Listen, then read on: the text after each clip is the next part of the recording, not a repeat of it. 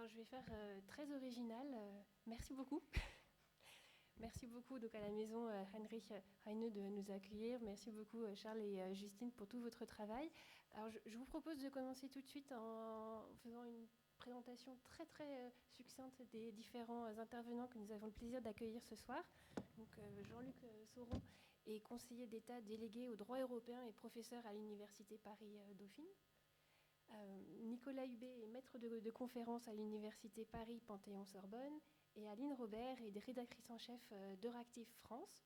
Alors, ce que je vous propose pour ce débat, c'est vraiment d'avoir un format très, très ouvert de dialogue. Donc, si vous avez des questions que vous voulez poser au fil de la discussion, n'hésitez pas surtout à lever la main pour la poser. Je serai ravie de les prendre au fur et à mesure de la discussion. Juste tout petit point, je vous invite à vous présenter, indiquer votre prénom, éventuellement ce que vous faites avant de poser votre question et d'essayer d'avoir des questions courtes pour qu'on puisse avoir un débat le plus enrichissant possible. Alors, pour commencer tout de suite avec, je vais vous rappeler un petit peu le contexte et la raison pour laquelle on avait souhaité faire un débat sur le rôle des médias dans la construction de la citoyenneté européenne. On s'est aperçu que souvent, avec le Brexit, la crise des réfugiés, la montée des nationalismes, quand les médias parlent de l'Union européenne, c'est souvent pour mettre en lumière ces crises multiples. On entend souvent la crise, le sommet de la dernière chance. Mais qu'en est-il du rôle des médias dans la construction d'un sentiment d'appartenance à l'Union européenne? Est-ce que les publics se détournent des sujets européens, estimant la technocratie de Bruxelles trop éloignée de leur réalité quotidienne? Comment les médias peuvent-ils, à l'heure de la défiance croissante envers l'Europe, contribuer à façonner une citoyenneté européenne?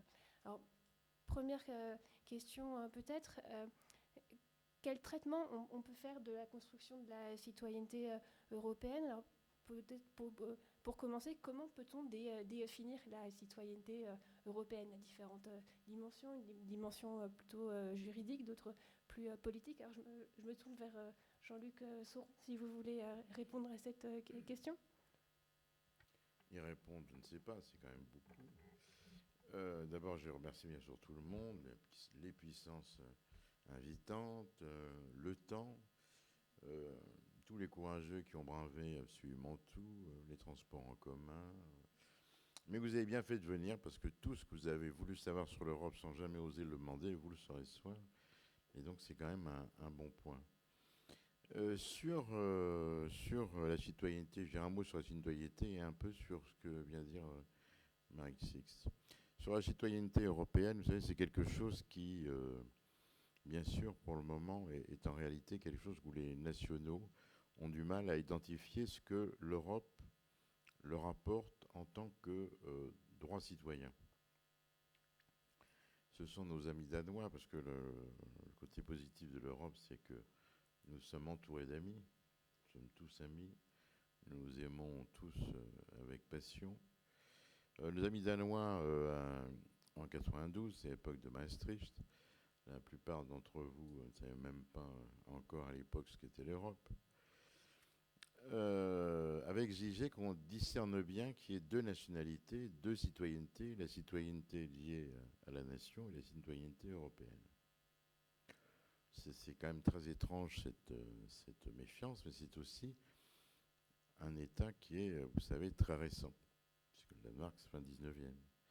Et donc il y a un regard sur la citoyenneté qui est, première chose, la citoyenneté européenne, elle est vue puisque nous sommes encore 28, de 28 manières différentes. S'il fallait résumer les droits que les citoyens tirent de l'Europe, c'est bien sûr les 4 libertés, de circuler, de faire circuler ses capitaux, d'aller s'établir, de vendre ses marchandises. Ce sont ces 4 libertés de circulation. Sinon, ailleurs, il n'y a pas grand-chose. Il y a le droit de se présenter et de voter aux élections au Parlement européen dans le pays dans lequel vous résidez. alors même que vous n'avez pas la nationalité de ce pays. Et vous avez la même chose, mais avec des contraintes très importantes pour les élections locales. C'est drôle cette thématique, parce que durant cette campagne, j'ai rencontré un certain nombre d'Européens sur les plateaux, ou d'autres qui disaient, enfin c'est incroyable, ça fait 10 ans que je suis là, ça fait 10 ans que je paye mes impôts là, et j'ai même pas le droit de participer à un débat politique qui va quand même plus que peser sur ma vie future en fonction du candidat qui va sortir. Et c'est vrai que tout ça paraît totalement préhistorique, mais Maastricht et cette idée d'une citoyenneté européenne, c'est quelque chose qui n'était pas à l'époque du tout évident. Et je me rappelle Charles Pasqua qui était extrêmement remonté, et notamment puisque c'était à la même époque, les deux directives sur les voies d'élection, c'est 93, donc c'était dans le prolongement de Maastricht. Et il n'était pas question, cette idée de donner un droit de vote, l'idée était, mais si on donne un droit de vote aux Européens, il va falloir donner un droit de vote aux autres étrangers. Puisque pour ces gens-là, en réalité, l'Européen est un étranger aussi. Et ce qui est intéressant sur ce point-là, c'est de voir quand vous discutez, je pense que c'est le cas dans cette salle, avec des Européens qui habitent en France, et qui n'ont pas la nationalité, qui disent mais votre réaction, elle est acceptable pour un Américain ou un Indien ou quelqu'un qui vient d'un État d'Afrique, parce que lui, il a la capacité de repartir chez lui, et les décisions auxquelles il participera ici n'auront pas d'impact sur sa vie future. Alors qu'en réalité, pour tous les Européens, ce qui s'est passé ces derniers temps en France et ce qui va encore se passer jusqu'à la fin juin, ça a un impact sur la vie de chacun. Donc il y avait une logique là-dessus. Donc ça, c'est un peu le petit mot sur la citoyenneté. On pourrait certainement trouver deux, trois petits trucs, mais il faut bien se rendre compte qu'en réalité, il n'y a pas de projet d'alimentation des citoyens européens en tant que tels, qui viendraient soit autonomes de la citoyenneté nationale. Sur la presse, nous avons recommencé à connaître le même problème ici, c'est 2005. C'est-à-dire cette idée que la presse participe à l'expertise et qu'elle est membre agissante des pro-européens. C'est-à-dire le référendum en France en 2005, ça a été la négation du rôle possible des experts, dans lesquels il y avait la presse, puisque la presse était accusée d'être massivement pour la Constitution européenne. Et là, on a trouvé à peu près la même chose dans l'actualité récente des campagnes présidentielles. Et je vais laisser la parole à mes camarades de jeu, qui sont certainement plus pointus que moi. Alors, la question qui me vient en tête en vous écoutant, c'est est-ce que les médias parlent trop peu d'Europe? Il y a des initiatives de la société civile pour parler plus d'Europe à la télé ou pour souligner par des associations parfois plus militantes sur la question européenne qui disaient on ne parle pas suffisamment d'Europe dans les grands médias. Aline Robert, est-ce que vous voulez intervenir sur ce sujet?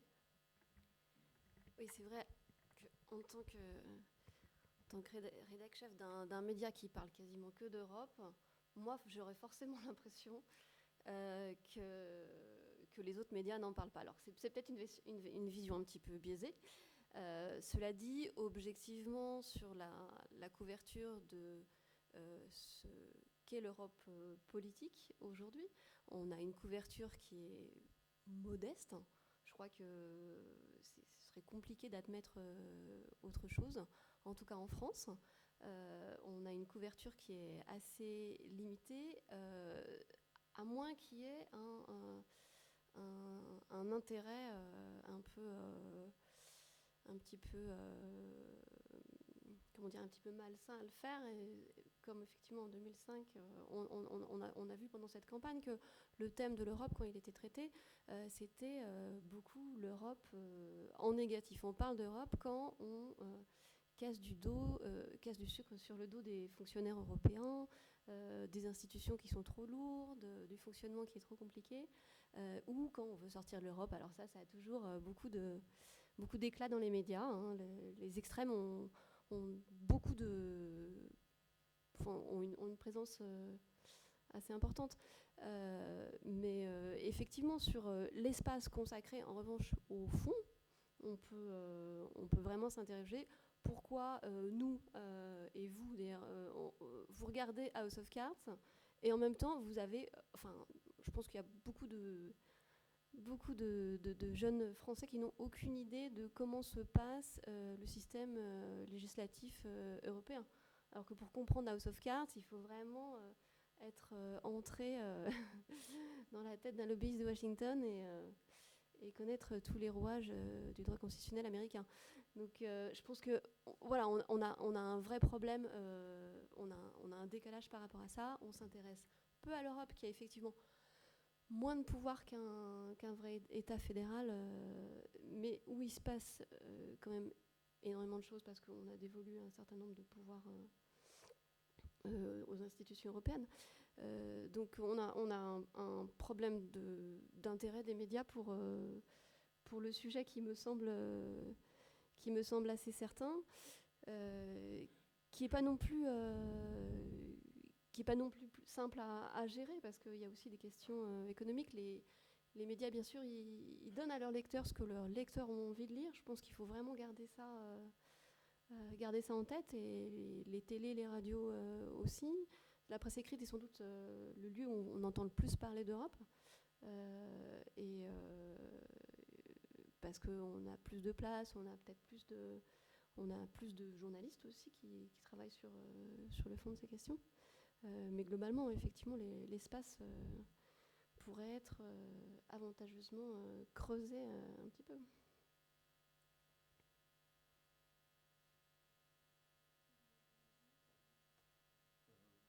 Oui, alors sur ces questions de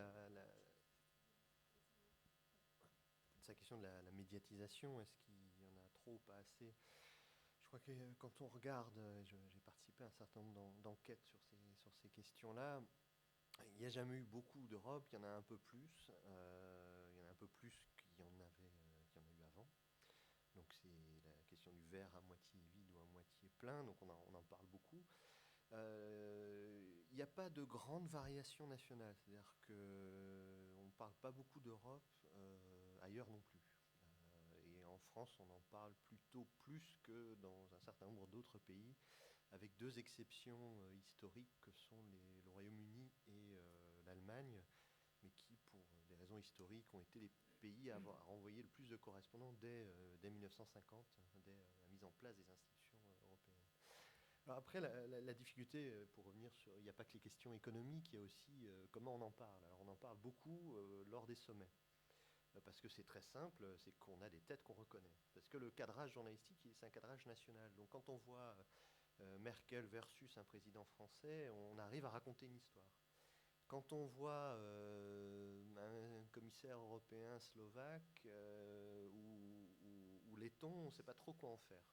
On ne sait pas qui c'est, on ne le connaît pas, et on a l'impression qu'on ne peut pas raconter une histoire autour de ça. Et effectivement, les médias audiovisuels n'envoient leurs correspondants, ou plutôt leurs reporters, uniquement quand il y a un sommet, parce qu'on est sur le courant intergouvernementaliste, et c'est ça qui parle le plus aux médias, et on a un cadrage, on pose essentiellement des questions aux hommes politiques nationaux sur les enjeux nationaux. Donc on va interroger les ministres français sur ce qui se passe en France quand on est un média français et la position par rapport à l'Europe de la France. Et les Allemands vont interroger un peu plus les correspondants, les Allemands, et on va avoir à chaque fois un cadrage très, très national. Lors d'une dernière étude à laquelle j'avais participé, comparant 10 pays lors de la crise de l'euro, on a été extrêmement frappé de voir qu'il y a, à la fois en volume, il y a des pays qui n'en ont presque pas parlé. La Finlande a presque pas parlé de la crise de l'euro. La France, l'Allemagne, le Royaume-Uni en a parlé énormément. Et d'autres pays étaient plutôt dans une zone intermédiaire, à en parler un peu, mais pas tant que ça.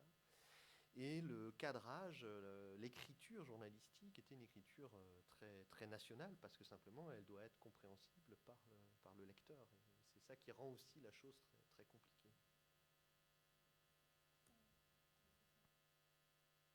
Oui. Il y aurait une première question à se poser, mais je vais simplement la poser parce que j'ai les éléments factuels à énoncer. Mais pourquoi parler d'Europe dans la presse? Vous partez d'un prémisse que c'est une évidence et que c'est une nécessité. Bon, je suis d'accord, je disais tout à l'heure, Aline, c'était le... Ben écoutez, vu le temps, c'est vrai qu'il y a un indice. Non mais, c'est un peu ce que dit Aline, c'est aussi le problème de savoir. Si vous voulez, je crois qu'aussi, il y a le problème de l'état de la presse en Europe. Et en fonction de l'état de la presse, il y a aussi une capacité ou non à engranger des sujets. Ouais. C'était The European, non? C'était un journal qui avait essayé de se lancer sur l'actualité européenne et puis qui n'était même pas arrivé au stade du numéro... Enfin, il était sur le numéro 0, mais il n'a pas fait le numéro 1. Donc c'est quand même quelque chose de très important. Non, mais on parlait tout à l'heure des séries. Oui, c'est sûr. Mais il y a eu des séries européennes. Il y a une série britannique qui était ancienne, qui racontait l'histoire d'un fonctionnaire britannique aux communautés, qui était chargé de régler les problèmes de fraude à la viande. Et c'était une série très drôle, passée sur Arte, où on voyait le Français qui était où? Il travaillait à la PAC, qui était corrompu, qui détournait de l'argent, des fraudes qui allaient vers les pays de l'Est. Enfin, c'était quelque chose dont la réalité, bien sûr, est totalement... si des faits, si ressemblants, c'est pas vrai. Bon, enfin, c'était quand même un peu vrai, et c'est quand même drôle que les Britanniques, ils avaient fait cette série pour démontrer que l'Europe était source de corruption et d'erreur. Mais il y a eu une série, moi, que j'ai beaucoup aimée, alors certainement qui était un peu moins clinquante. C'était The Team. Je ne sais pas si vous vous rappelez, c'était il y a 2 ans. C'était une équipe commune d'enquête. C'était une équipe de commune d'enquête entre un policier danois, une policière allemande et une policière belge flamande qui faisait une enquête sur des réseaux de prostitution à travers l'Europe. Et c'était très intéressant parce que, d'abord, on voyait que les policiers pouvaient travailler ensemble. Et on voyait, puisque c'était vraiment dans le cadre des équipes communes d'enquête, pas Europol, les équipes communes d'enquête, et on voyait 3 systèmes judiciaro-policiers qui devaient se gérer et qui posaient à chacun des enquêteurs des problèmes parce qu'il avait des problèmes différents de cette hiérarchie. Et ça, c'était très intéressant.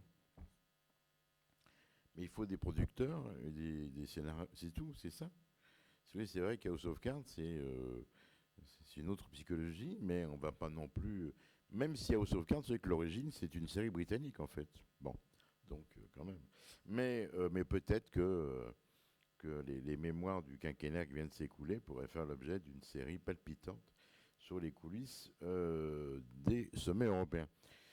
Mais ce qui est drôle, c'est que si les Européens ne parlent pas d'Europe, il faut quand même voir que Politico, il y a les États-Unis, Chine et Russia Today, c'est-à-dire les Russes, ont envoyé des équipes considérables à Bruxelles et sur l'Europe. C'est-à-dire que, comme sur beaucoup de terrains, les Européens ne s'intéressent pas à ce que le monde entier s'intéresse. Mais peut-être qu'on en dira un mot, c'est aussi une absence aussi de volonté politique.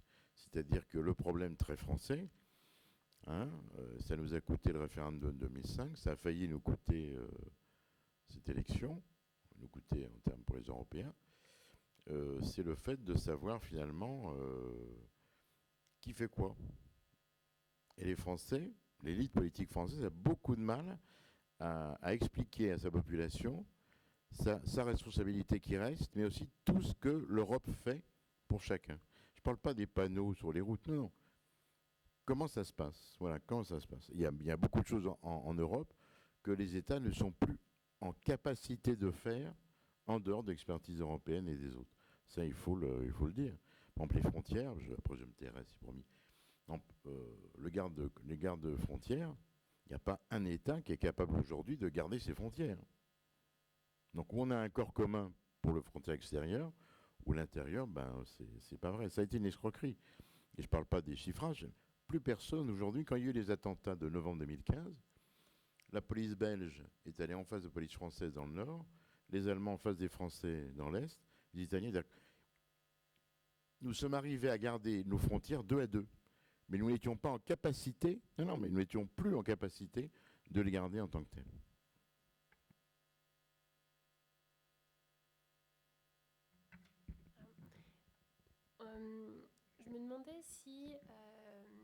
il pouvait y avoir des positionnements différents. On parlait des modèles économiques et on sait que le secteur de la presse n'est pas forcément le secteur qui se porte le mieux, ni en France ni au sein de l'Union européenne. Est-ce qu'il peut y avoir est-ce qu'il y a des positionnements différents selon un peu structurellement, selon les types de médias, selon on parlait les Russia Today, est-ce que selon les télévisions, selon, si c'est la presse écrite, si c'est plutôt la presse web, est-ce qu'il y a des positionnements différents? Et on peut penser à tous les tabloïds anglais dans la campagne sur le référendum sur le Brexit. Quel peut être l'impact aussi des médias, qu'ils soient pour ou contre l'Union européenne? Par exemple, pour prendre l'exemple de médias qui parfois sont pro-européens, mais qui retranscrivent un sommet. Alors il s'est passé ça, et il s'est passé ça, et Bruxelles a dit que, Bruxelles a dit que. C'est pas un discours qui peut faire rêver sur l'Union européenne, où on se dit, bon, c'est des vieux grincheux qui ont décidé pour nous dans une ville où il pleut, alors qu'il pleut aujourd'hui ce soir, donc décidément c'est le complot bruxellois. Quel peut être le positionnement est-ce qu'il y a des typologies que l'on peut dresser en termes de positionnement des médias?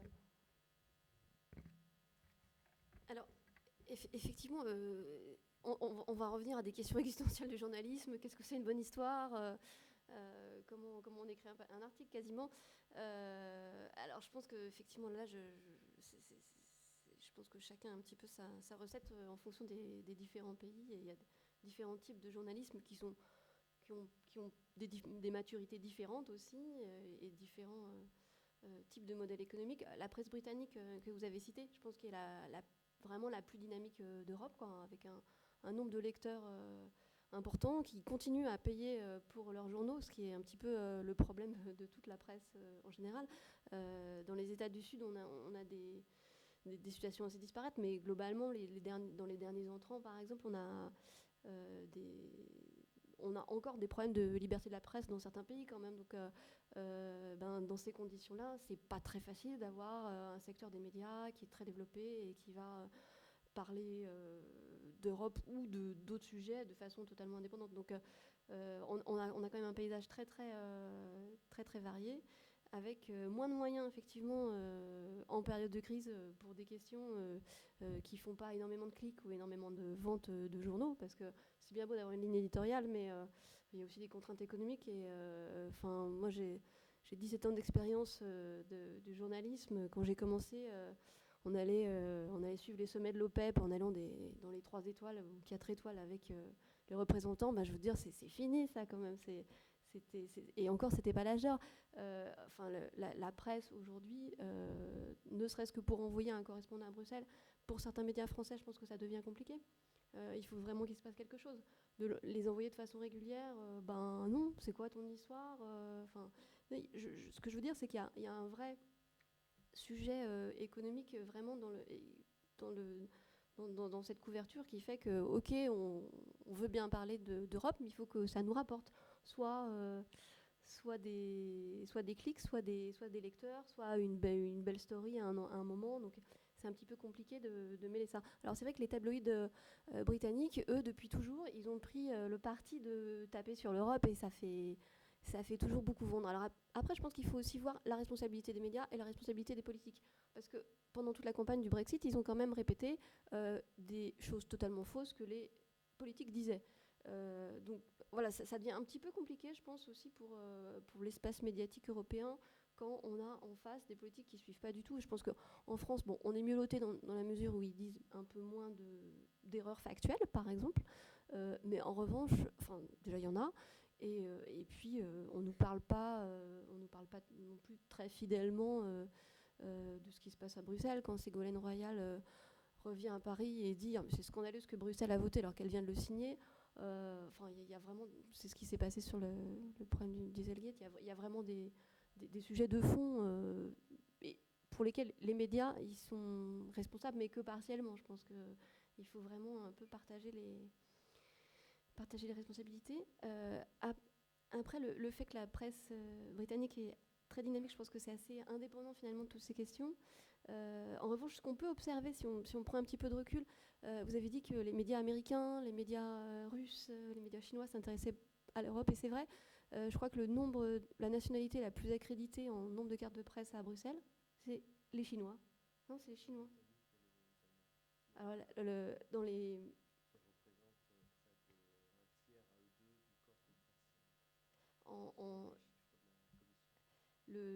Le nombre de cartes de presse chinoises est vraiment impressionnant. Après, c'est aussi des équipes techniques peut-être qui ne sont pas forcément en train de creuser les sujets, mais il y a vraiment, et Xinhua, l'agence de presse chinoise, fait des fils en français, en allemand, en anglais, ils sont effectivement très présents.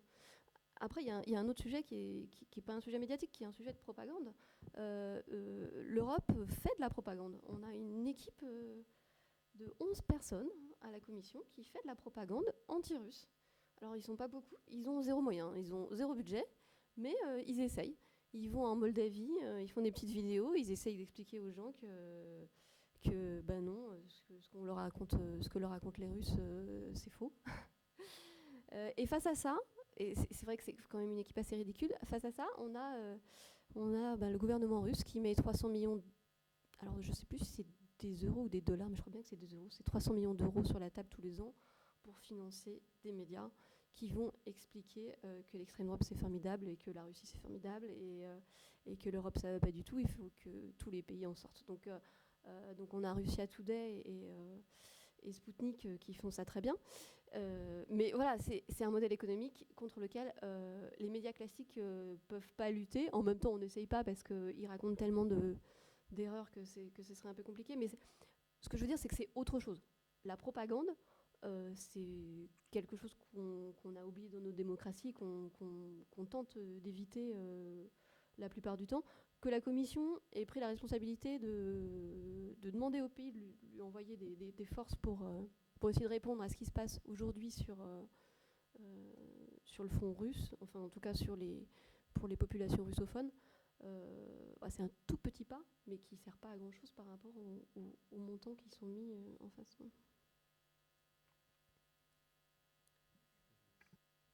Oui, effectivement, et pour compléter votre question, je suis tout à fait d'accord avec ce que vous avez dit. Je crois qu'il faut aussi distinguer le journalisme produit depuis Bruxelles du journalisme produit depuis les capitales nationales. Les correspondants qui sont sur place, quand il y a la chance d'en avoir, quand les rédactions nationales continuent d'en envoyer, font un travail extrêmement sérieux de décryptage, y compris les Britanniques, y compris la presse britannique. Le principal média trans-européen, c'est précisément le Financial Times, mais dans sa lecture très nationale, très économique. Après, il y a des types de couverture qui sont produits depuis Paris, depuis Berlin, depuis Londres, et qui renvoient à des questions effectivement de personnes qui n'y connaissent rien et qui cherchent absolument une histoire. Et c'est vrai que raconter une histoire sur une directive, c'est pas très pas très glamour. Comment vous racontez une histoire ? Et c'est là où on tombe tout de suite dans le piège de l'écriture journalistique. C'est une quadrature du cercle. Comment raconter une directive autrement que par la courbure des concombres, que par les absurdités des règles, parce que là, à la rigueur, on a des histoires à raconter. On a des constructions inédites, des téléphériques en zone plate au bord de la mer à raconter, mais dont on a trouvé un financement européen, et là, ça donne tout l'espace à la presse tabloïde pour raconter ça. Mais même la presse tabloïde, ce qui est très étrange, c'est que quand vous lisez la presse tabloïde britannique, factuellement, il y a bien souvent, c'est pas complètement faux, mais ils construisent toute une histoire autour. C'était le cas du président de la Cour européenne des droits de l'homme qui s'était fait piéger par le Guardian. Il a été interrogé par le Guardian et on lui a dit si les Royaumes-Unis continuent de poser autant de problèmes par rapport à la Cour européenne des droits de l'homme, est-ce que le Royaume-Uni peut être exclu ? Et le président de la Cour européenne des droits de l'homme répond en tant que juriste. C'est-à-dire, il fait une réponse factuellement exacte, mais journalistiquement suicidaire. Il dit « En l'état des textes, ce n'est pas possible », laissant entendre et laissant la place pour le Guardian de dire le président de la Cour européenne des droits de l'homme n'exclut pas. Ce qui était factuellement tout aussi exact. Effectivement, il n'excluait pas à condition de changer les textes. Et donc on rentre ici dans le cadrage national, on raconte une histoire pour des Britanniques qui ont envie d'entendre que l'Europe c'est des méchants, en mêlant et en croisant Union européenne et Conseil de l'Europe, on ne sait pas trop ce que c'est, et le nombre de journalistes politiques nationaux de premier rang qui confondent encore les deux est extrêmement important. Mais effectivement, et comme vous l'avez dit, je crois qu'il faut rappeler que la presse n'est pas complètement responsable de tout. Elle est inscrite dans un jeu où il y a d'autres personnes qui parlent, que sont les hommes politiques, des associations, des ONG. Et donc quand il n'y a personne pour corriger, il n'y a personne pour faire entendre une autre voix. Et c'est ça qui va entrer, qui va organiser le débat public. C'est-à-dire qu'il faut sortir de quelque chose qu'on n'a jamais pu montrer et qui est un effet des médias. C'est pas parce qu'il y a des médias qui parlent bien ou des médias qui parlent mal que les électeurs votent pour ou contre à cause des médias. C'est beaucoup plus parce qu'ils sont pris dans des logiques politiques. Ils entendent un coup Monsieur X dire ça, ils lisent ça dans la presse, ils entendent Madame Y raconter ça, et ils se construisent une histoire autour de ça. Et c'est extrêmement compliqué d'isoler le facteur média des autres facteurs. Dans un monde où tout est lié. Est-ce que vous avez des questions? Sinon, j'en ai encore plein. Mais peut-être que vous en avez aussi. Bonsoir. Sylvain Rieux, donc, je me présente, étudiant du Master de sciences politiques de l'Université Paris-Est Marne-la-Vallée. Je voudrais faire une petite remarque. C'est pas vraiment une question, c'est plus une remarque. Je pense qu'il y a deux choses qui sont nécessaires pour vraiment embrayer sur une connaissance populaire de l'Europe à l'échelle des 500 millions de citoyens européens. D'abord, je pense qu'il faut vraiment il va vraiment falloir s'y mettre à ce qu'il y ait un président élu de l'Union européenne un même dimanche de tous les 27. Bon, je ne dis pas 28 pour enlever le Royaume-Uni.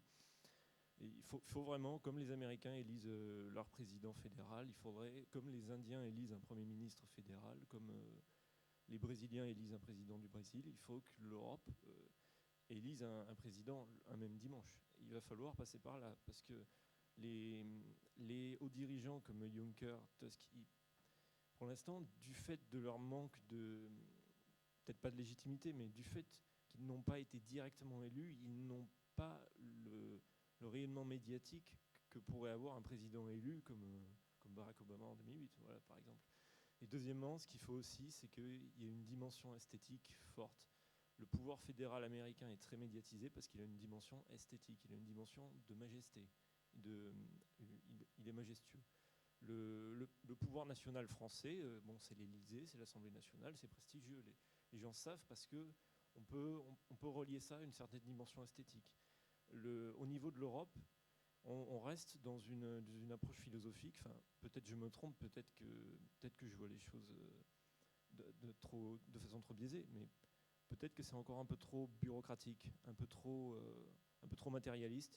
Il faudrait qu'il y ait un pouvoir européen fédéral un peu plus comme les États-Unis, avec une certaine esthétique, une certaine majesté. Et il faut évidemment que les journalistes s'y intéressent, parce que moi quand je lis Le Monde, Le Figaro, Libération, je vois énormément d'articles sur le nouveau gouvernement du président Macron, je vois des articles sur Merkel, sur Trump, mais on ne voit pas d'articles sur Tusk et Juncker. On n'en voit jamais. Donc je ne suis pas trop d'accord avec M. Sauron quand il est sceptique sur le fait que les journalistes ne sont pas essentiels. Si, ils sont essentiels, je pense.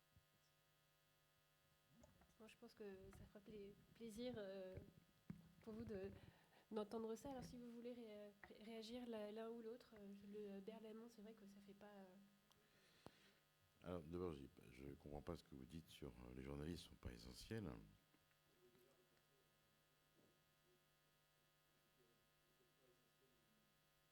Non, c'est pas ça. C'est pourquoi poser ce prémisse fort qu'il faut que les médias parlent de l'Europe. On n'a pas un pouvoir autoritaire. Nous ne sommes pas en Hongrie. Nous ne sommes pas en Pologne, nous ne sommes pas en Turquie. Tout pouvoir qui a une certaine magnificence. Hein. Je crois que nous n'avons pas la même culture politique que les Américains. Je ne me rappelle plus la formule de Poincaré, enfin, cet État qui est passé de je ne sais pas quoi, là, enfin, sans passer par la civilisation. Enfin, on n'est pas là pour parler des États-Unis, mais voilà. C'est pas si mal vu. Mais si vous voulez, c'est pas ça que je voulais dire. C'est-à-dire que la problématique aujourd'hui, c'est de savoir, vous aurez de l'intérêt si la population, vous n'allez pas instiller l'intérêt par l'Europe avec des articles de presse. C'est pas sérieux. Il faut, comme première étape, c'est que la population, par le biais de ses représentants nationaux, s'approprie l'Europe. Nous avons quelques mois, voire quelques années de différence, monsieur. Moi, j'en ai fait une carrière administrative, je l'ai faite en partie dans l'appareil franco-européen. Rien n'est fait pour faire prendre conscience aux Français du fait qu'ils sont la partie d'un tout. On a toujours l'impression, mais c'est ce qu'ont fait les Britanniques. Moi, je salue l'intelligence politique de l'électeur britannique. Ça fait 20 ans que le monde politique britannique et la presse britannique leur disent « On aimerait bien faire des choses, mais on ne peut pas le faire parce qu'on est bloqué par Bruxelles. » L'électeur britannique a dit « Mais pas de problème. Je supprime Bruxelles, comme ça on va pouvoir discuter, on va avancer. » Ils vont s'apercevoir que c'est un peu plus compliqué, mais c'est pas grave. Donc c'est ça le problème, c'est l'appropriation par la population de sa vie politique. Enfin, vous vous rendez compte de ce que vous dites. Je dis ça sans méchanceté. Parce que le pouvoir européen n'est pas très fashion, n'est pas très sexy, on n'en parle pas. Ça, je suis d'accord entre Barack Obama et Jean-Claude Juncker, voire même mon préféré, c'est-à-dire Herman Van Rompuy.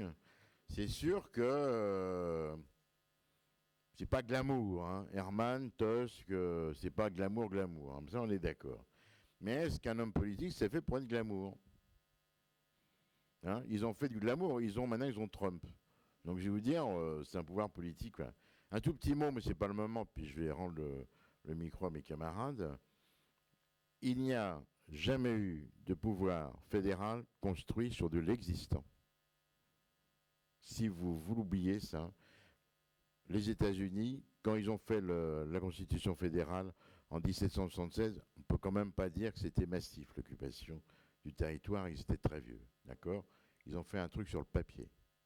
Les Brésiliens, c'est la même chose, hein. Ils ont fait un État fédéral sur du vide. Les Russo-soviétiques, ils ont fait un État fédéral par la violence en faisant tabula rasa. Vous n'avez pas de vrai pouvoir fédéral qui s'est construit à partir d'États préexistants. Nous n'allons pas gommer la masse invraisemblable d'histoire de chacun des États européens. Il va falloir trouver une chimie, l'intelligence, des programmes culturels. Hein. Moi, j'ai surveillé, bien sûr, l'éducation de mes enfants, mais aussi ce qu'on leur disait sur l'Europe. Il y a même des moments où j'ai renoncé de corriger ce qui me récitait en disant « Mais qu'est-ce que tu me racontes ?» Puis je regardais le cours du prof. Voilà. On ne va pas tout redresser en 5 minutes. C'est important, bien sûr, ce débat. Hein. Je ne veux pas que Marie Six se mette à pleurer, mais je veux dire, moi je suis venu, parce qu'on m'a dit si vous voulez venir. Moi je dis oui. Je ne savais pas qu'il allait pleuvoir, triste, tout ça. Mais pour moi, le problème, on ne prend pas, si on prend par la presse, on ne prend pas par le bon bout. C'est le problème, et après c'est juré, je me tais, c'est le problème des mouvements européens en France. Je ne vais pas employer le nous parce que je m'en suis un peu sorti, puis ça m'énerve. Enfin, les Européens, c'est vraiment Radio Londres. Les Européens parlent aux Européens. Aucune association ne se coltine les milieux anti-européens. Or aujourd'hui, les milieux anti-européens se développent dans la jeunesse agricole, dans l'apprentissage, dans les ouvriers jeunes. C'est vrai que c'est plus sympa de boire un thé avec un petit drapeau, les spécialités culinaires des 27, mettre un petit coup sur je me rappelle très très bien Robert Schumann, oui, moi aussi. Bon, mais ça, c'est très sympa. Mais ça n'avance rien. À force de rester entre nous, parce que c'est ça qui s'est passé. Tu sais, moi, j'ai quelques années de vol dans le milieu européen. Ça bouge pas et ça continue. Je n'aurai pas des éléments chiffrés confidentiels, mais je peux dire que ce n'est pas des mouvements de masse. C'est même très stable. Alors, ce n'est pas une critique, hein, mais entre des milieux européens vieillissants et une jeunesse qui se déseuropéanise, bon voilà, je suis content de ce qui se passe depuis le début du mois, mais à mon avis, c'est pas réglé, quoi. D'accord? Et c'est ça le problème. C'est ça le problème. C'est que ce n'est pas une évidence, Europe. C'est pas une évidence. Enfin, puisque c'est pas une évidence, eh ben il faut en parler. Et pourquoi ne pas dire que le milieu scolaire, secondaire, n'est pas pro-européen? Moi, mes enfants sont sortis du secondaire, ils savaient tout sur le compost, sur les tris, sur l'air, sur le gaz, sur l'eau, sur tout ce que vous voulez. Ça, on a un soutien du corps enseignant. L'Europe, c'est quand même pas leur créneau favori. Ça joue aussi. Mais vous vous rendez bien compte là qu'il y a un problème. Qu'est-ce qu'on va enseigner sur l'Europe sans faire accuser l'éducation nationale d'être des pro-européens vendus d'abord à Bruxelles, mais derrière Bruxelles, il y a Washington, et derrière Washington, je ne sais pas ce qu'il y a, mais ça n'a pas l'air bien gai. Donc vous voyez, c'est ça, ce problème-là, ça reste vrai. Mais c'est intéressant de voir, en respect pour nos collègues de Paris 1 dont c'est le métier, mais je pense vraiment qu'il ne faut pas écarter le fait que si tous ces États mettent le paquet sur la médiatisation de l'Europe, c'est qu'ils essayent aussi de façonner une image de l'Europe pour les Européens. Ce n'est pas qu'à destination politico des Américains, non. Politico, il s'adresse d'abord aux Européens. Et Russia Today, ils font des émissions en français, en russe. Ils essayent de travailler les Européens. Face à ça, on a en effet des démocraties. On ne va pas faire honnête le général de Gaulle et le ministère de l'Information. Donc on n'a pas la même logique. Ça, c'est le vrai problème. C'est un des problèmes. Mais bien sûr, j'autorise pleinement à penser le contraire de ce que je pense, et ça me rassurerait d'ailleurs. Alors, si vous voulez discuter de qu'est-ce qu'on peut faire pour vous donner tort, si vous me permettez de le formuler ainsi, vous pourrez tout à fait aller discuter avec Charles et Justine à la fin, s'ils ont plein de projets à vous proposer au sein du programme Europe. Alors, je voulais justement en profiter pour rebondir. Vous avez un petit peu abordé la question des dernières élections. On a souvent considéré, on considère souvent, on en a reparlé ce soir, que l'Europe n'est pas vendeur, voire c'est rédhibitoire, on ne sait pas comment en parler, c'est pas très sexy. Herman Van Rompuy, il est fort sympathique, c'est un poète, il fait des haïkus, mais à part ça, on ne sait pas qui c'est, on serait bien incapable de le reconnaître dans un couloir. Et pourtant, on a maintenant un nouveau président qui a été élu avec un discours pro-européen assumé, voire revendiqué, qui vient de nommer dans son gouvernement 2 députées européennes, alors qu'on considérait toujours, bien souvent, que être député européen, c'était un placard à assurer et on se faisait complètement oublier de la politique nationale. On a une députée européenne au ministère des Armées. Le ministère des Affaires étrangères ne s'appelle plus ministère des Affaires étrangères, mais ministère de l'Europe et des Affaires étrangères. Quel peut être l'impact de cette élection, des dernières qui ont pu avoir lieu également, sur la perception des questions européennes par les médias, par le public? Est-ce qu'un nouveau rapport des médias, quel qu'il soit, vis-à-vis de la construction de la citoyenneté européenne, peut se faire jour? Alors c'est vrai que c'est la première fois où je suis allée à un meeting dans ma vie où j'entends des gens qui scandent l'Europe pendant plus de 30 secondes. Non, donc franchement, effectivement, il y a des pros il y a des pro-européens chez En Marche, j'en ai rencontré. Et effectivement, le discours sur l'Europe a été quand même assez important pendant la campagne.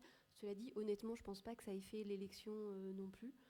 Alors, nous, on en était ravis. Pendant toute la campagne, on suivait les gens qui parlaient d'Europe. Donc, évidemment, c'est des éléments importants. Mais notamment dans le programme européen d'Emmanuel Macron, très tôt, il avait parlé de projets assez folichons comme reprendre les 70 députés britanniques qui sont élus au Parlement européen et les faire élire une fois que le Royaume-Uni aura quitté l'Union européenne sur une liste fédérale. Donc ça, il en avait parlé il y a longtemps. Bon, on a entendu parler une fois et puis en fait tout le monde s'en fout. C'est quand même pas le sujet majeur de l'élection.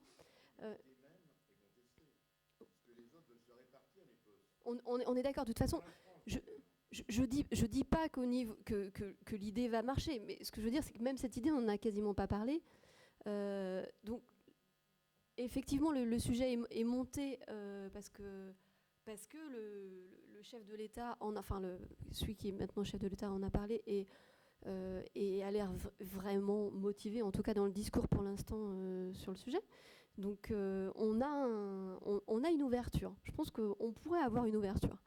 Après, il faut voir effectivement comment ça se concrétise. Mettre des eurodéputés ou quelqu'un d'autre à un ministère, je ne pense pas que ça change forcément grand-chose, si ce n'est qu'ils ont des relais. Eux, ils connaissent bien les rouages européens. Donc effectivement, ça peut faire changer les choses, notamment sur l'Europe de la défense, qui est un peu notre grand sujet du moment sur l'actualité européenne. Notamment avec le départ du Royaume-Uni, on a quand même pas mal de pays qui prennent conscience du fait que l'Europe de la défense, ça n'existe pas pour l'instant. Et ce qui se passe d'un petit peu inquiétant au niveau de l'OTAN, effectivement, il y aurait quelque chose à faire sur le sujet. Le fait qu'on ait une eurodéputée très pro-européenne, c'est effectivement important.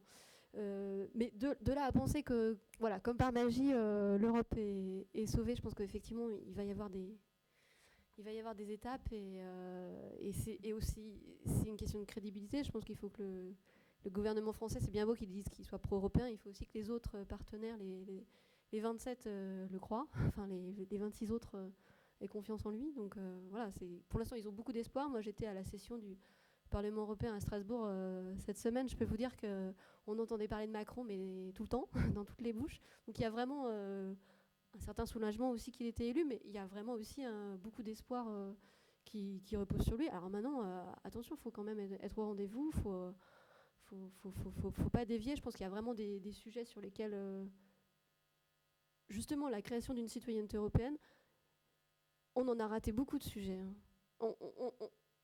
On a parlé pendant 6 mois des LuxLeaks, par exemple.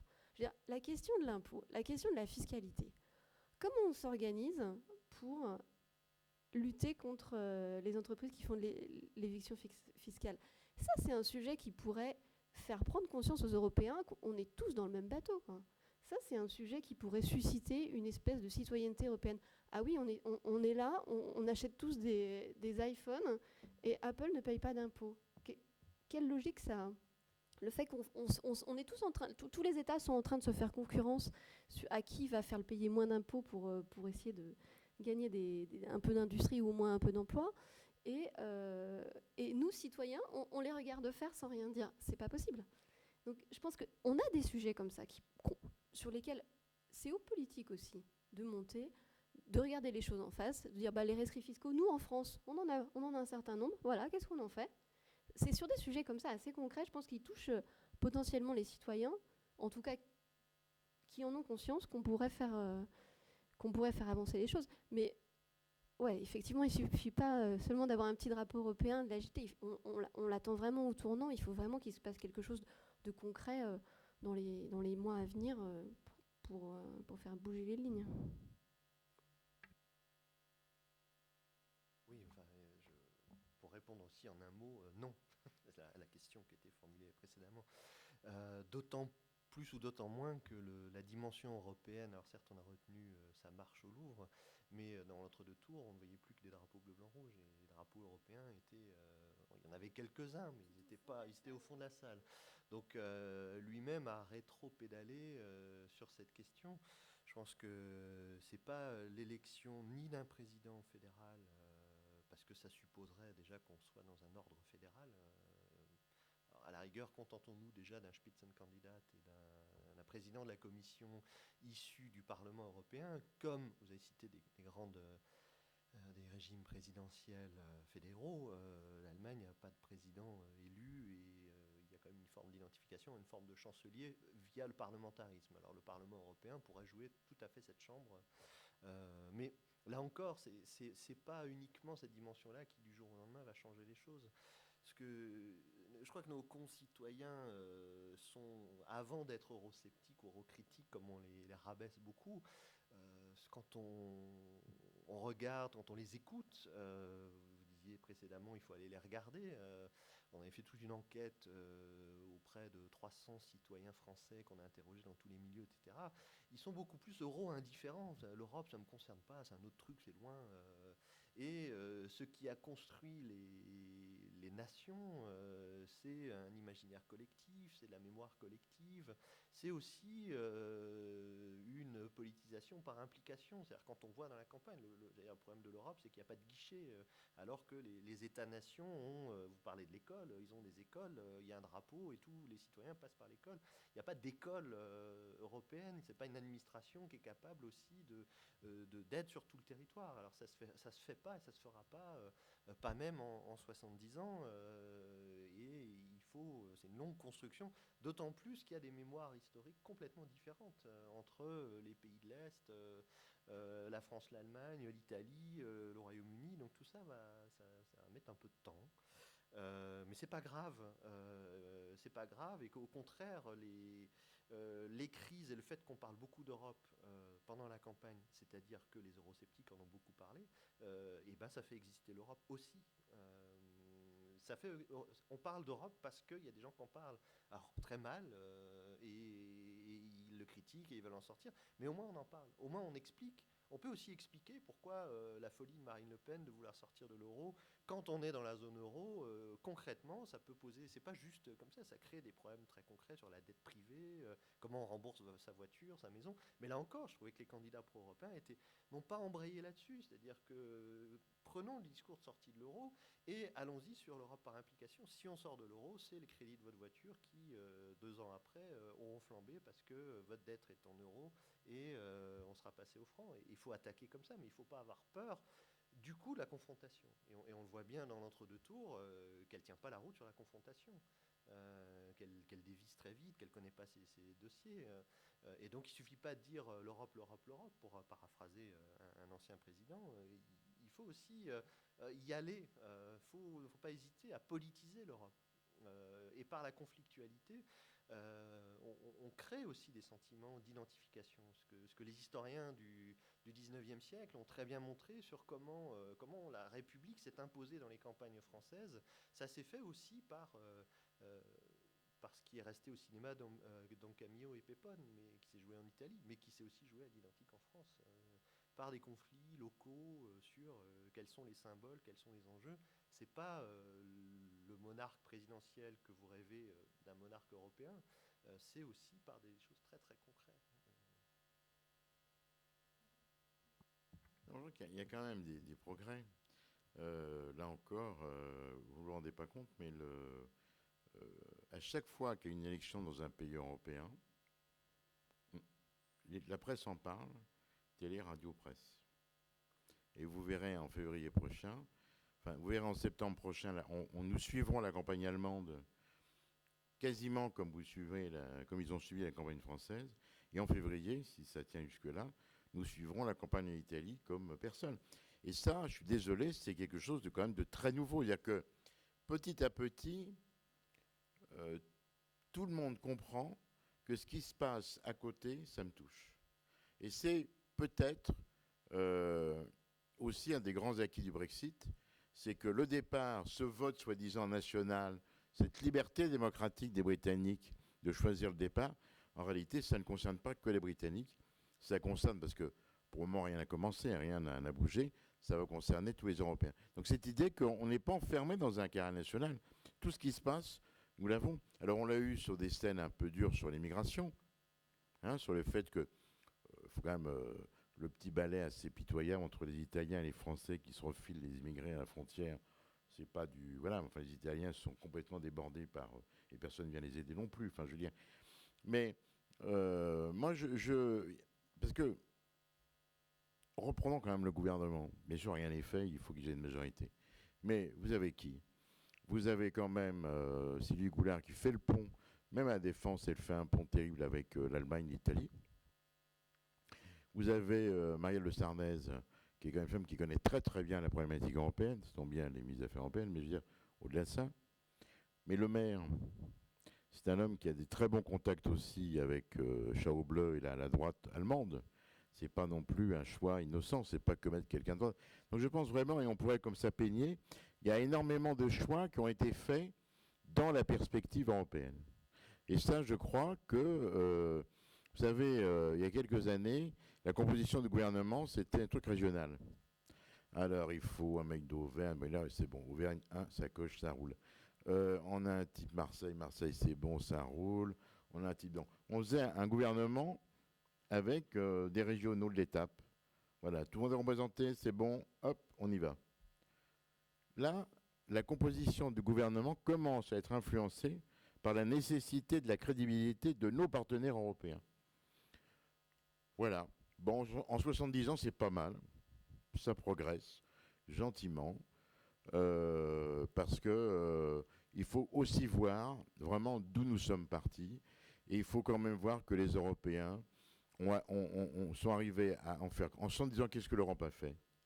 Elle a réparé les dégâts de la Seconde Guerre mondiale, c'est-à-dire les plaies du fascisme espagnol et portugais, la guerre froide avec la Grèce et les colonels, et elle a réparé les plaies du communisme en 2004. C'est-à-dire que l'Europe a passé 70 ans à cautériser les plaies de son XXe siècle.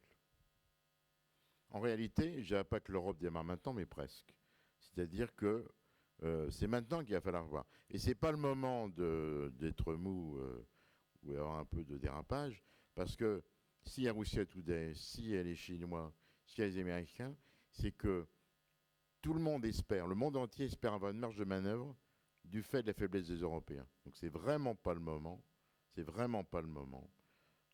perdre le cap.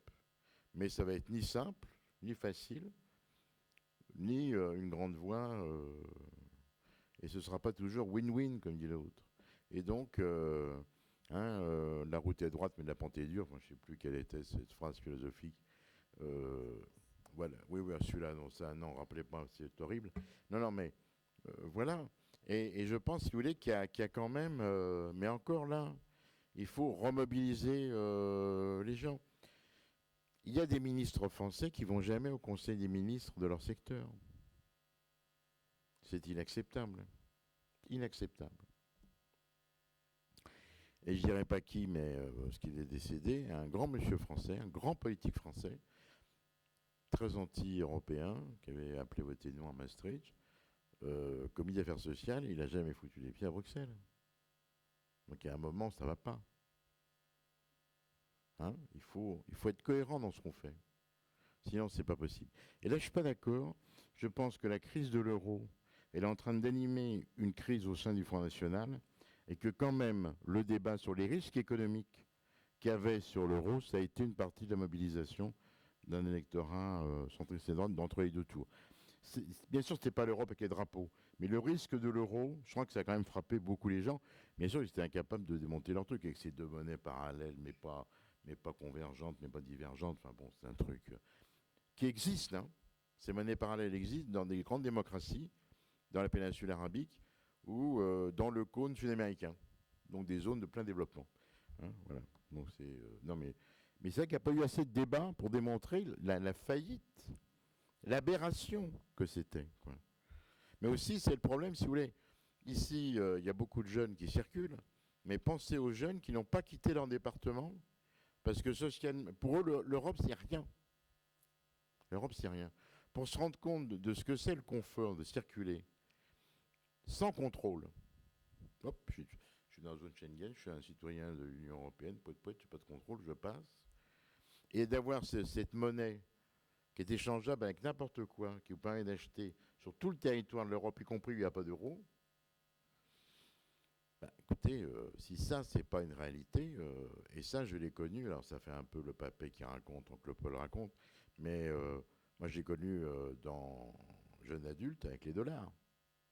Quand vous partiez à l'étranger, il fallait toujours avoir une liasse de dollars, parce que vous savez que dans le coin le plus reculé, j'allais dire un truc trivial, si vous y avait des dollars, tout le monde savait ce qu'était un dollar, si vous voulez. Bon, aujourd'hui, tout le monde sait ce que c'est l'euro. Ben ça crée aussi du lien, vous savez, ça a l'air idiot. Mais la solidarité dans la libre circulation des marchandises, c'est la première solidarité européenne.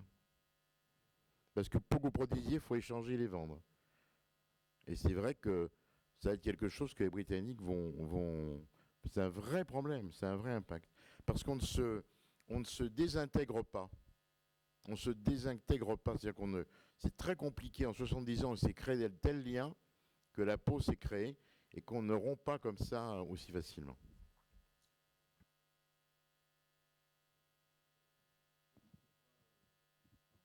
Pierre Spilevoix, doctorant en droit. Merci pour vos interventions. Ça fait chaud au cœur d'entendre la plupart d'entre vous. C'est vrai que moi, j'ai jamais compris en fait pourquoi nos responsables politiques ne sont pas capables d'expliquer ce que c'est l'Europe, comment ça fonctionne, et d'assumer qu'en fait, ils vont aussi au Conseil des ministres, ils font partie aussi du Conseil européen. Enfin, ça, c'est un truc incompréhensible. Je ne comprends pas non plus pourquoi nous, les juristes, on est quasiment les seuls à avoir un enseignement là-dessus, quoi. Enfin, à part peut-être les étudiants en sciences politiques. Voilà, ça devrait être indispensable. Mais je voulais revenir en fait sur la question de l'imaginaire collectif. J'ai entendu ce mot. Je pense que oui, effectivement, c'est un grand enjeu. Mais de mon point de vue, il y a quand même eu des grosses erreurs ces 5 dernières années dans la politique européenne. Je suis désolé, mais moi, ça ne me fait pas rêver quand on sanctionne un pays comme la Grèce. Ça ne me fait pas me sentir européen. J'aurais préféré qu'on dise à un moment donné, on est ensemble, on essaye de fonctionner ensemble malgré les difficultés financières. Bon, bien sûr, c'est infiniment complexe, mais voilà, c'est clairement pas une image qu'il faut renvoyer, quoi. Pareil sur la crise des migrants, c'était quoi ça? Enfin, je veux dire, on n'est même pas capable de se mettre d'accord pour essayer d'avoir un peu d'humanité pour accueillir les gens. Alors voilà, je me pose des questions sur les gens qui négocient à Bruxelles, quoi. Est-ce qu'ils se rendent compte de l'impact que ça peut avoir, ce genre de discours auprès des gens, quoi. Voilà.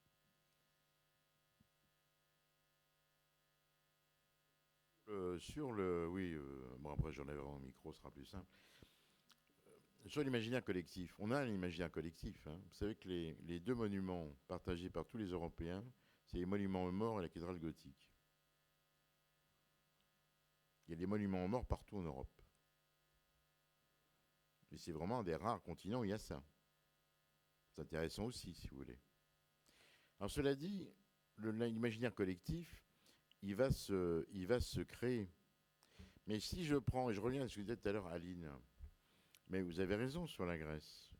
On pourra discuter, le problème était, croyez-moi, extrêmement compliqué pour avoir la majorité. Il y a 2 choses qui ont manqué. Les 2 sont à construire. 1, une mobilisation populaire. Parce qu'en effet, si les citoyens commencent à dire « j'en ai marre », que des très grandes entreprises vivent sur notre dos, et si, croyez-moi, le GAFA, s'ils craignent quelqu'un, c'est Versteger, c'est la commissaire à la concurrence. Parce que c'est la seule femme qui peut dire « je vous interdis le marché européen ». Et là, économiquement, ils ne peuvent pas le faire. Mais si tous les citoyens disent « bon, moi j'aimerais bien que les grandes sociétés américaines sont là, chacun paie des impôts et arrêtez de vous battre entre vous », je pense que c'est une pression politique qui est à construire, qui est de la même nature, qui est possible, hein, qui est de la même nature que les mouvements anticorruption en Roumanie. C'est-à-dire un réinvestissement de la politique par les citoyens. Bonne chose. Sur la Grèce, je peux vous dire que les 2 présidents qui sont succédés, Nicolas Sarkozy et François Hollande, ont limité la casse, monsieur. C'est-à-dire que, objectivement, et ceci, tant Nicolas Sarkozy que François Hollande, pas pour les mêmes raisons, se sont opposés à l'Allemagne sur la Grèce. La stratégie allemande, au départ, c'était de lourder, excusez-moi, la Grèce. Avec cette idée qu'une brique en moins dans le mur tient. Alors que pour les Français, on enlève une brique, tout partait. C'est sur cette perception-là. Mais les Français sont battus. Mais qu'est-ce qui a manqué aux Français aussi pour pousser un peu plus? C'est une situation économique et un poids économique et des ressources qui permettent de dire, moi je pèse économiquement autant que toi, donc on discute. Mais là, tant que les Français n'auront pas rétabli leur situation sur le chômage, sur le revenu, sur la croissance, bien sûr tout le monde écoute Emmanuel Macron en disant, bon c'est bien, on a un type qui est pro-Europe, mais si vous n'avez rien à mettre sur la table, la France éternelle, ça n'intéresse que les Français. Ou vous réussissez économiquement et vous êtes écoutés, mais les leçons françaises d'un pays qui a un taux de chômage énorme et qui n'arrive pas à faire de la croissance, personne ne les écoute en Europe. C'est simple. Mais c'est les deux. C'est la citoyenneté, alors là elle n'est pas européenne, elle est nationale, mais en perspective européenne. Moi je ne suis pas d'accord comment on traite les Grecs, je suis d'accord avec vous, mais il n'y a pas eu de mobilisation citoyenne en France là-dessus. S'il y en avait une, ça serait peut-être fait tâche, c'est pour moi l'exemple pour moi le plus fameux, c'est quand même la Roumanie. Cette mobilisation sur la corruption d'un pays qui n'a pas de tradition démocratique et associative ancienne. Parce qu'ils ont été quand même mis en parenthèse depuis 1945. C'est quand même une leçon, hein, c'est quelque chose. Hein. Voilà. Donc voilà, deux objectifs, le mouvement citoyen et redémarrer l'économie. Et réussir sa thèse de droit, et après ça ira très bien.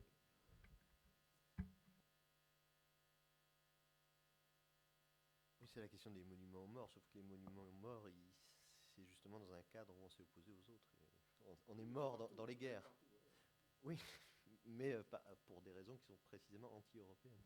Mais pour embrayer là-dessus, effectivement, il y a des projets de création d'un patrimoine européen, comme il existe des patrimoines nationaux. Mais là encore, on voit tout de suite la pierre d'achoppement. C'est-à-dire que les Français, les Italiens disent en gros le patrimoine français, ce qui est pris en charge par nos ministères, nos châteaux, nos monuments morts, en fait, on les met directement dans le patrimoine européen, tandis que tout un ensemble d'autres pays du Nord et de l'Est disent ah non, il faut ça c'est votre histoire nationale, c'est pas au paquet commun. Et donc il y a des enjeux au sein des 27, 28 pays pour savoir et pour définir ce qu'est un patrimoine européen. Et du coup, quand vous allez sur le site qui a été mis en place, il y a on échoue parce que d'un côté, il y a l'UNESCO qui crée un patrimoine mondial et de l'autre, des patrimoines nationaux. Et le patrimoine européen, on n'arrive pas à le définir. Parce qu'il y a différentes traditions nationales. Pourquoi on aurait une église catholique dans un pays orthodoxe? Pourquoi on accepte ça? Est-ce qu'il faut mettre les mosquées synagogues espagnoles, les Polonais sont complètement opposés, etc. etc.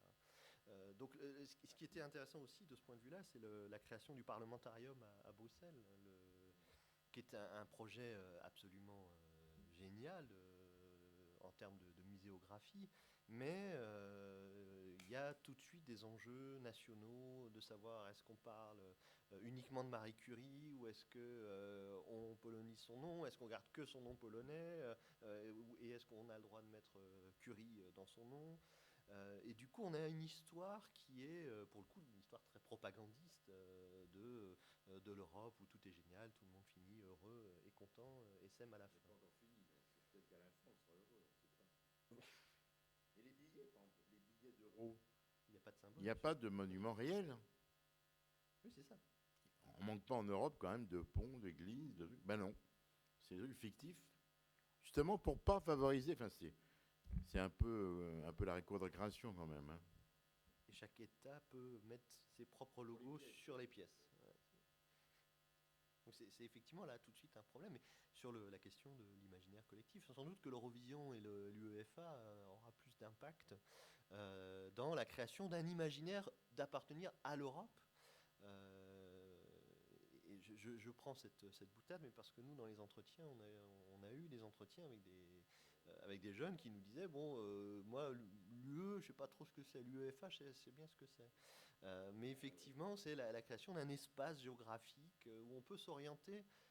Alors vous allez me dire, oui, mais l'UEFA et l'Eurovision, ça dépasse les frontières de l'Union européenne.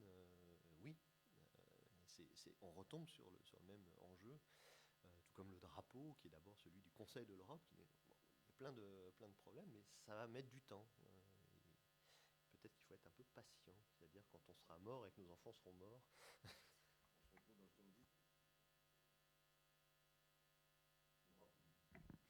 Alors, avant de se retrouver dans 70 ans, est-ce que vous voulez poser une dernière question? C'est votre dernière chance. N'ayez pas peur. Alors, 2 questions. Donc, si vous pouvez faire court. Donc, mon nom est Franziska Seitz et je suis allemande et je m'excuse pour le français, je suis stagiaire et je suis étudiante en sciences politiques.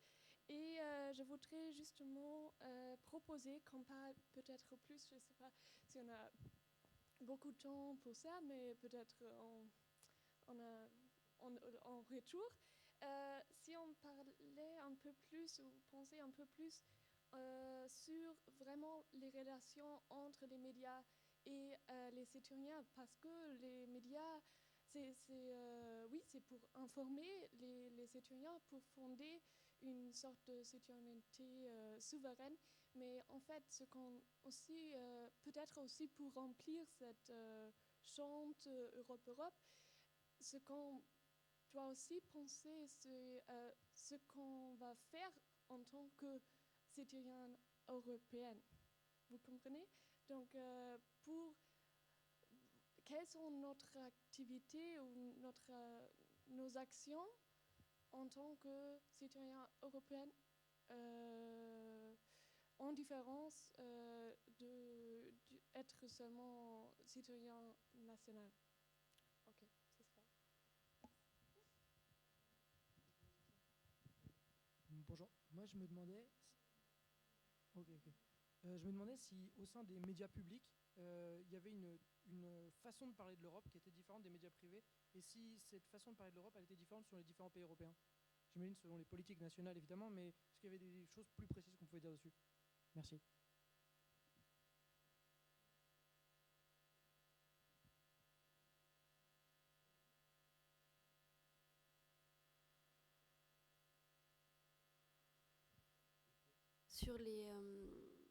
Sur la citoyenneté européenne, ce que font les médias pour les étudiants, moi je vous propose de vous abonner tous à Euractiv. C'est gratuit, c'est dans plein de langues différentes, en allemand, en italien, en espagnol, en français, en anglais, donc vous choisissez ce qui vous convient. Et je vous promets que vous aurez beaucoup de choses sur ce qui se passe en Europe, et notamment dans les autres pays. Qu'est-ce que font les autres citoyens européens? Quelle est l'actualité?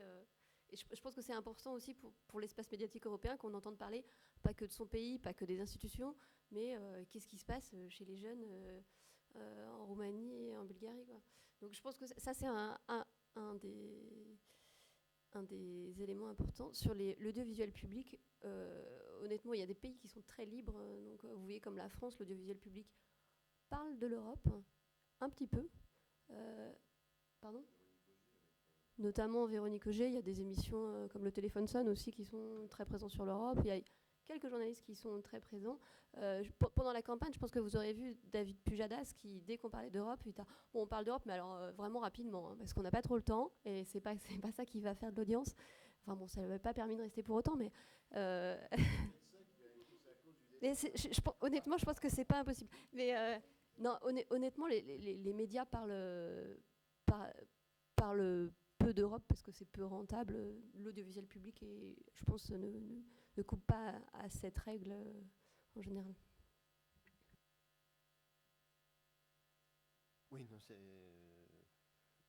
ça. Avec la différence pour le cas français, c'est qu'il y a encore des correspondants, au moins un, de l'audiovisuel public à Bruxelles, tandis que TF1 n'a plus de bureau, quoi, par exemple. Mais il n'y a pas d'énormes différences en termes de volume. C'est-à-dire que ça reste pas intéressant ou supposé l'être, mais même Arte, par exemple, a un correspondant, mais ne couvre pas particulièrement les questions, plus que les autres, les questions européennes. Euronews le fait par un coup de billard où le Parlement européen finance une émission à ses frais sur les questions européennes. Ça revient à la question sur propagande, pas propagande, est-ce que c'est bien, c'est mal, mais voilà, c'est très difficile de justifier de l'intérêt de ces questions européennes.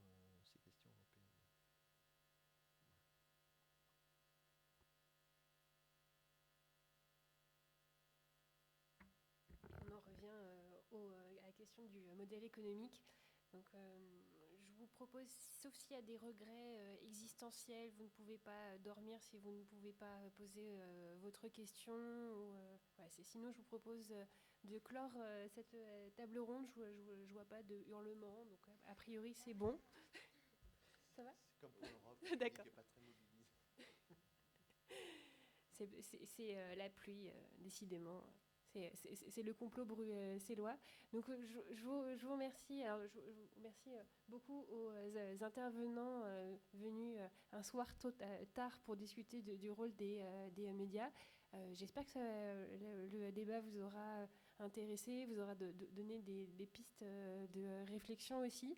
Je pense qu'il y aura beaucoup de conférences, de débats à organiser sur les différents sujets qui ont pu être abordés. Et j'en profite à propos des activités d'Open Diplomacy. On recrute et on envoie régulièrement j'en profite au fait de la propagande. On recrute et on envoie régulièrement des jeunes pour couvrir des sommets internationaux. Alors vous en avez qui sont partis au sommet de l'OTAN à Varsovie l'été dernier. Céline qui a dû s'est éclipsée était au Conseil européen de décembre. On en enverra au prochain Conseil européen de juin. On en envoie régulièrement. Justine est aussi allée au Conseil européen de juin dernier, juste après le Brexit. 5 jours après le Brexit, avec la salle de presse, le deuxième jour, la salle de presse britannique fermée. Tout un symbole. Et David Cameron, d'une salle absolument rempli de journalistes qui voulaient absolument écouter le dernier discours de Cameron au Conseil. Il n'y avait sûrement jamais eu autant de journalistes pour suivre le Conseil européen que ce jour-là. Voilà, donc tout ça pour dire qu'on recrute régulièrement des jeunes pour suivre ces sommets. Le prochain forum de recrutement devrait avoir lieu en novembre prochain. Mais d'ici là, il y a toujours des processus de recrutement un peu ad hoc. On devrait recruter aussi pour le forum de l'OCDE début juin. Donc il y a différentes opportunités, évidemment. Et on a les publications sur le site où on diffuse tous les produits, les réflexions, les articles qui sont faits à la suite de ces sommets. Donc vous retrouverez les articles de Justine lors du dernier Conseil européen. Voilà. Donc n'hésitez pas à aller voir.